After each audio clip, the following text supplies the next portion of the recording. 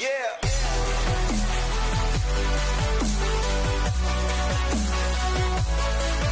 A few moments later.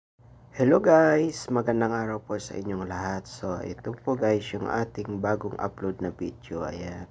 Bali, nagpapagawa po kami dyan ng aming kulungan ng kambing guys. So, ayan kasi mayroon po kaming biniling dalawang kambing guys at dyan namin ilalagay.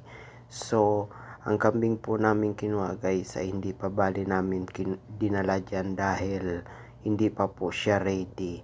Kaya kailangan na po namin kunin, kaya pinagawa po namin ay nilagyan po namin ng bakod po yung palibot. Bali hagwire po yung ginamit po namin dyan na bakod guys para hindi sila makawala.